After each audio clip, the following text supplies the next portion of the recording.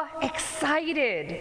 And I'm excited because we're continuing our staycation tour of the national parks today by visiting that very first national park, Yellowstone. No, it's not just a hit television series.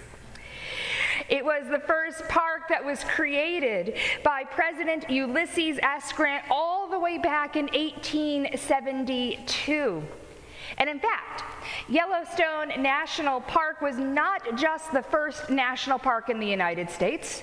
No, and it was even created before Wyoming itself was a state. But it was also the very first national park created in the entire world. We're trendsetters here. And it can be easy to see why President Grant and those early preservation pioneers decided to preserve Yellowstone.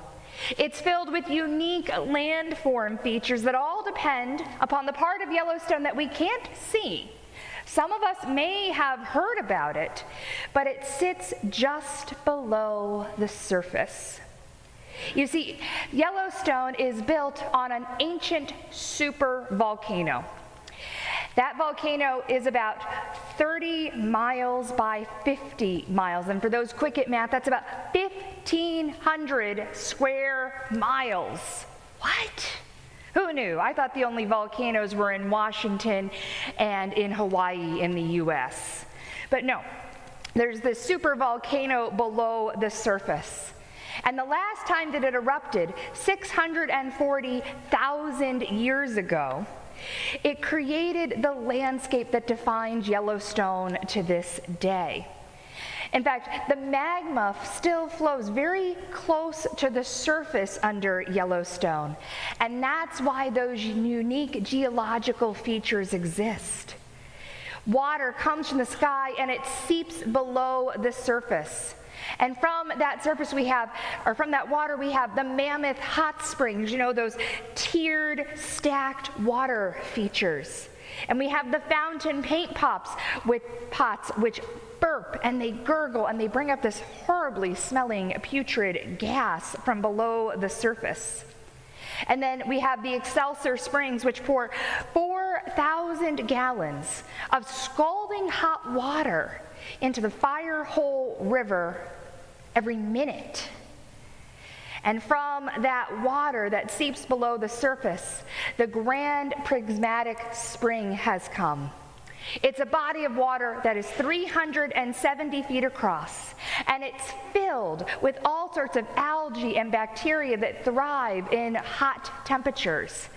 And those bacteria and those algae create colors that seem otherworldly on the water's surface. But what's most recognizable from that water that seeps in and is boiled is the geysers. The many geysers that fall all over the landscape of Yellowstone. And these superheated water rockets, they spew steaming hot water hundreds of feet into the air in majestic form. And the thing is, each eruption is unique. You never know when they're going to go off. It might be every few hours or every few decades. But the exception to this rule is, of course, the most famous geyser of all, Old Faithful. Old Faithful, who erupts every 90 minutes or so, give or take a minute, any time of year, in any kind of weather. And on windy days, the mist from Old Faithful is blown into the crowds, giving them, as Luther might say, a unique way to remember their baptism. But of course, Yellowstone doesn't just attract over 3 million visitors a year to look at its geothermal wonders. Now, it's also home to the magnificent Yellowstone Falls, soaring mountains, and one of the most densest concentrations of wildlife in the lower 48 states. It would not be surprising to find a bison walking down the road between cars, causing a traffic jam, or to see a grizzly bear galloping off the side of the road. But the thing you have to remember with this wonderful wildlife, and park employees stress this, they are in fact wild.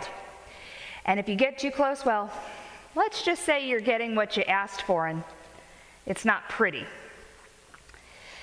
This spectacular area in the United States is beyond unique, and we're so fortunate that our predecessors realized the need to preserve it and to care for it so that future generations beyond even ourselves could enjoy its majestic wonders. But our predecessors weren't the only ones who saw a need to protect the land, to keep it as it was created so that future generations might benefit. No, God saw this need as well. For today we hear in the book of Genesis that, quote, "The Lord God took the human and settled him in the Garden of Eden to farm it and to take care of it." God created the trees and the plants, the fish and the wild animals, and when he had done all of this, he needed not just a landscaper, not just a guardsman, but a caretaker. He saw the need to have someone care for the land as if it were their own, someone who would nurture it, tend to its needs, help it to thrive. And God called upon Adam to care for the land that he had created. God trusted Adam with this sacred calling, and that calling to care for all that God had molded and sculpted, designed, and created.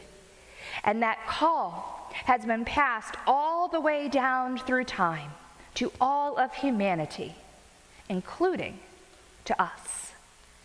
You see, God has been faithful in his promise to us to provide what we need in terms of plants and trees, fish and animals, things that nourish us, both body and soul. And now we are called upon to care for those wonderful gifts so that they too might continue to thrive and to grow.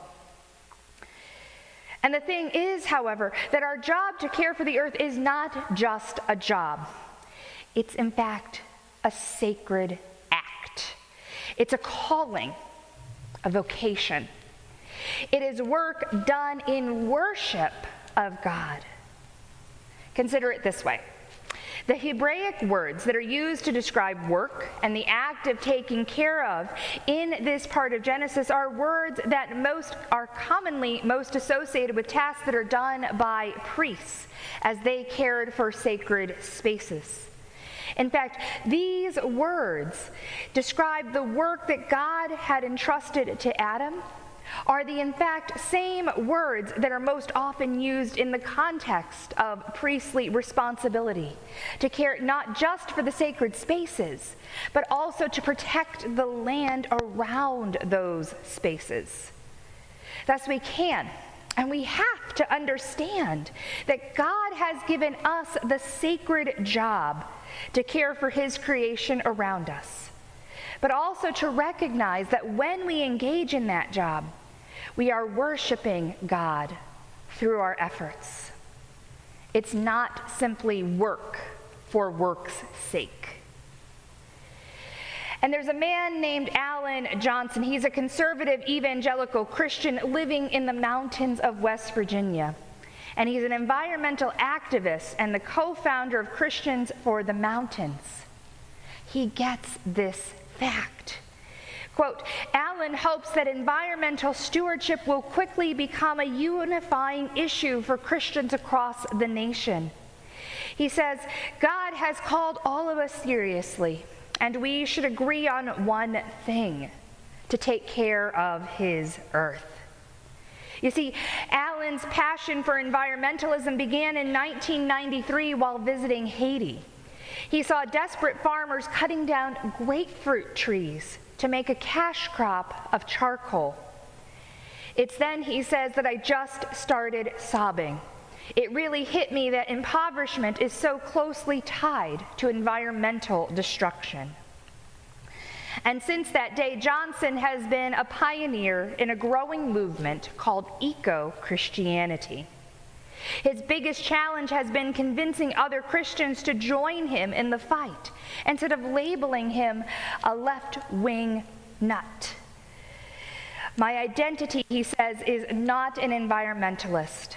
It is as a Christian. And because I'm a Christian, I should be involved with the poor and the needy. Environmentalism is one thing in my circle, but it's not my center. And that, my friends, really gets to the heart of it all. Because when we are faithful with our vocation to care for the earth, to care for the world around us, the environment, we aren't just caring for some trees, some plants, some animals. We're caring for one another. Each time we choose a way that cares for the land, the air, the sea, we care for the rest of humanity around us. For God has created this beautiful, intricate, yet interdependent world. It's like a spider web where you pull one string and the rest of it moves. And so it is with all of creation.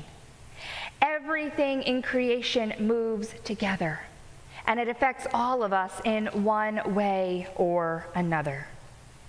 It's just like the water that falls from the sky, flows through to the interior of the earth, and then faithfully springs forth from the ground in that geyser that we know as Old Faithful. Without any of those interconnected steps, that stream of water faithfully coming forth every 90 minutes would not happen. Without each of us doing our part for creation, we all suffer together. And yet, at the same time, as we each do our part, we all benefit together. God created the beautiful landscape that we now call Yellowstone National Park. And our predecessors protected it, cared for it, so that we and future generations might enjoy it. And yet, the work is not done. We too must be faithful in caring for God's creation, protecting it, helping it to grow and to flourish for those who come after us. We must be faithful in our worship of God through this work, just as God has always been faithful to us, not just in creating in the world, but in all the other ways that he cares for us. So my question for you today, and something for you to ponder, is this: how will you tend to creation today? How will you make your little piece of the world better for those around you? And how will you worship God as you go about that fulfillment of God's calling on your life? May the ways that you think of, and may the ways that the Holy Spirit inspires you, be as varied and beautiful as the landscapes and the creatures of Yellowstone National Park.